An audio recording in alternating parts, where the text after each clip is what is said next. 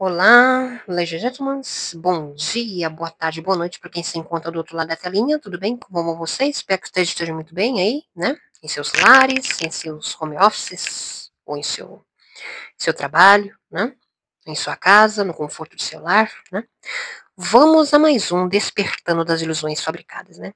Aqui nesse canal, né?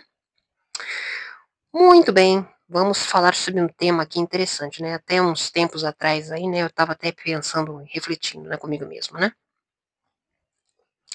Quando a gente entra na nossa casa, no conforto do nosso lar, né, a gente deixa os problemas lá fora, né? E a gente pensa, né?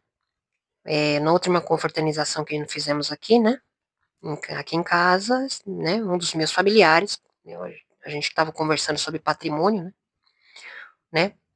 Sobre, né? Questão de patrimonial, do cuidado com a casa. Aí eu estava pensando comigo mesmo, né?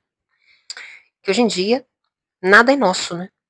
Nada nos pertence, não é verdade? Nem mesmo nossos corpos, né? Tudo é emprestado, né? Empréstimo temporário. Pois somos residentes forasteiros nessa terra, não é mesmo? Tudo é emprestado, né? Até nossos próprios corpos, né? Nada nos pertence, nada trouxemos a esse mundo e nada levaremos, não é mesmo? Como diz aquele ditado. Por isso que muitas pessoas estão presas a tudo que é terreno, né? Tudo que é físico, material, né? Um dos meus familiares também são presos, né? A tudo que é material, né? Tanto que quando ele chama alguém para ir lá fazer, se confraternizar na casa dele, ele gosta que alguém leve uma caixinha de cerveja, alguma coisa, um presente, né?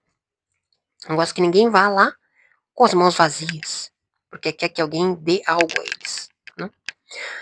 Existem sim pessoas que consideram interessante pessoas que tenham algo a oferecer, não só sua presença, né? Mas que lhes dê algo, né? Pessoas que apenas têm um interesse, não no que você é, mas o que você pode oferecer a ele. Não é verdade? Será que você conhece alguém assim? Que não tem interesse genuíno em você, na sua alma, na sua companhia, mas sim no seu bolso ou na sua condição socioeconômica? Será que vocês têm alguém próximo assim? Muito bem, né? Vamos falar aqui sobre o soro da verdade, né? Uma pesquisa que eu fiz aqui, um tempo, né? Vai fazer um tempo já que eu tenho pensado em fazer algo relacionado ao soro da verdade, uma pesquisa que eu fiz aqui, né? O que é o soro da verdade, né? Inclusive, um dos filmes do Planeta dos Macacos, quando os macacos viajaram para o tempo, retornaram ao tempo, né, antes da catástrofe, né, do segundo filme, né, eles passaram por um teste da CIA, né, com um tal de soro da verdade, para que eles contassem exatamente como tudo ocorreu, né, como eles vieram parar no tempo atual para evitar que uma possível catástrofe, né, atômica ocasionasse o extermínio do planeta Terra, não é mesmo? Então aqui fala sobre soro da verdade. Aqui tem um blog aqui não super interessante que eu andei investigando, né? Falando a respeito do soro da verdade, né? Que eu achei muito interessante, né? Vou resumidamente aqui ser muito breve, né? Não vou me delongar muito, né? Talvez, provavelmente, não dê para fazer a abordagem de duas matérias nesse vídeo, né? Então vamos investigar aqui o que significa o soro da verdade, né? Utilizado como meio de obter informações, né? Obtenção de informações, né? Vai abrir aqui a matéria, tá um pouco lenta, né? Mas já vai abrir, né?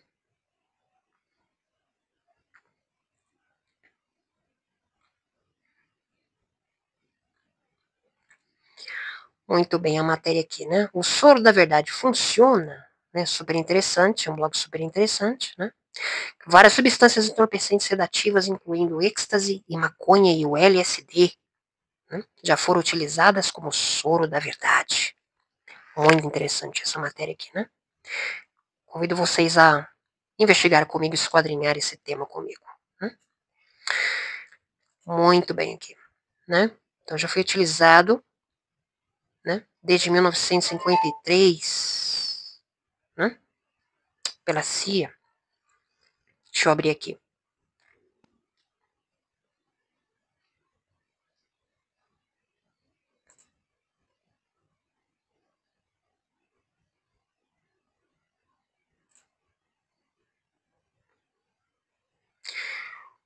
Muito bem, vamos lá.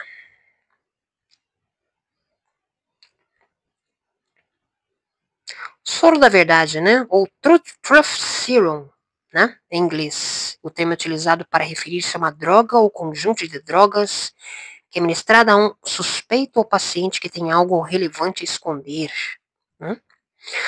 O levaria a revelar a informação que esconde, mediante a supressão do mesmo e a eliminação da sua força de vontade em não fazê-lo, né?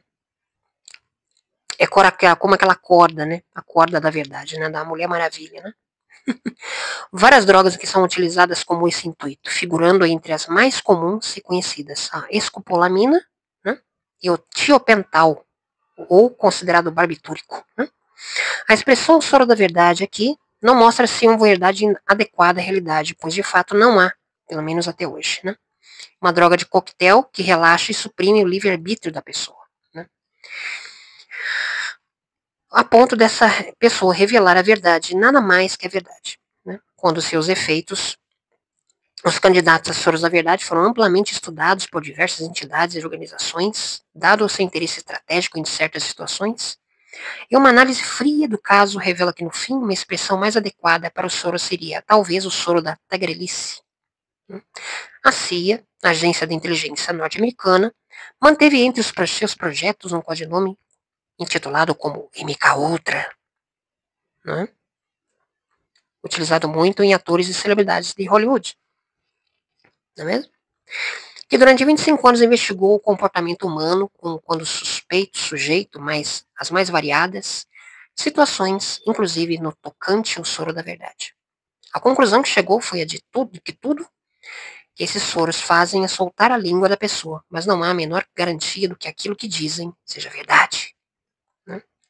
Quando começou a ser estudado rapidamente, percebeu-se que os soros da verdade tinham melhor efeito quando administrados a pacientes previamente dopados com anestésicos, em uma situação onde os padrões normais de pensamento mostravam-se suprimidos ou interrompidos, né? E os melhores resultados aqui foram obtidos com o paciente do estágio de sedação e relaxamento, em estado de procura, coordenação motora ou fala arrastada. Dobrando mais tarde, contudo, percebeu-se que os relatos dos pacientes sob a ação do soro, quer dopados, quer não necessariamente, de fato, poucas vezes correspondiam à realidade, né? Apresentando-se quase sempre carregados de alucinações, traduzidas de medos e fantasias do entrevistado, que ao fim das contas, não podiam ser separados entre verídicos e não verídicos, dessa forma segura, né? Sob o soro da verdade, várias pessoas confessaram crimes, incluindo assassinatos, que não cometeram, simplesmente porque, quando investigados, constatou-se que tais crimes de fato nunca ocorreram, né? Então não há, seguramente, né, muitas das situações não há comprovação de que os fatos foram realmente verazes, né, ou aconteceram, mas sim foram induzidos, né. O uso desse soro da verdade é classificado como uma forma de tortura, de acordo com o direito internacional. Mesmo diante da proibição da ordem internacional, esses soros ainda têm o uso difundido, relatando-se ocorrências, inclusive, junto aos serviços secretos, tanto russo como norte-americano. O uso ainda se justifica, talvez porque um dos efeitos confirmados do soro seja induzir a pessoa a pensar que revelou muito mais informações que ela realmente revelou, né? Muito curioso isso. Levando a deslizes, ou mesmo confissões subsequentes, que por fim trazem à tona a verdade que ela antes não revelou, né? Muito curioso isso, né? E aqui diz muito mais também, né?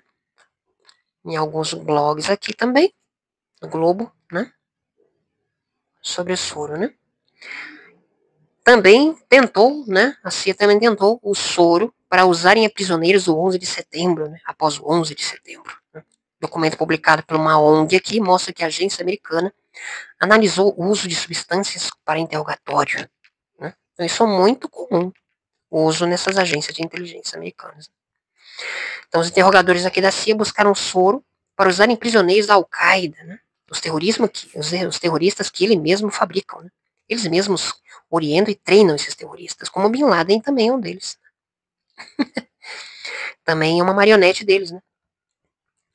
Do serviço da inteligência americana secreta, né? Além do afogamento submarino, Outras técnicas de tortura para obter informações, documentos publicados após batalha judicial liderada pela ONG, União Americana pelas Liberdades Civis, mostra que a agência de inteligência americana estudou drogas para aplicação de interrogatórios após atentados do 11 de setembro de 2001 contra Nova York e Washington. Né? Desesperados por obter informações sobre possíveis ataques por parte de Abu Zubaydah, né, que teria ajudado a planejar atentados no 11 de setembro. Né? Então aqui muito interessante, né? Os investigados recorreram, né? Investigadores recorreram a experiências da própria agência de década de 1950 com drogas que alteram a mente, como o LSD. Também estudaram o programa soviético para soros da verdade nos anos de 1980. Né?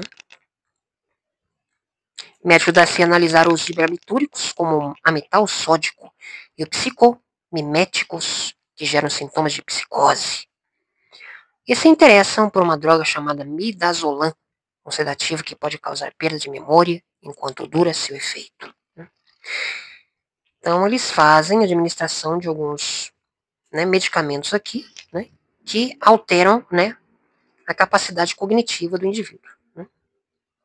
Na verdade, diretamente. Né? Então, aqui nota aqui, destacou que os médicos da CIA exploravam o uso da substância como parte de um esforço antissecreto nomeado de Projeto Medicação. Né? Os profissionais eram indispensáveis, segundo ele, né, no trabalho de legitimar o programa. Não é verdade? Muito curioso, né? Então, documentos aqui sobre interrogatórios posteriores foram publicados nessa terça, né, naquela época. A agência diz que, né, não quis comentar sobre o caso. Né? E registros sustentam a ideia de que a tortura da CIA deixou um legado de corpos quebrados e mentes traumatizadas. Muito interessante isso. Muito bem, ladies and gentlemen. Deixo com vocês mais esse vídeo, muito interessante, breve, né? Em mais um misterioso caso aqui, né? Em mais um curioso e misterioso despertando das ilusões fabricadas. E até a próxima.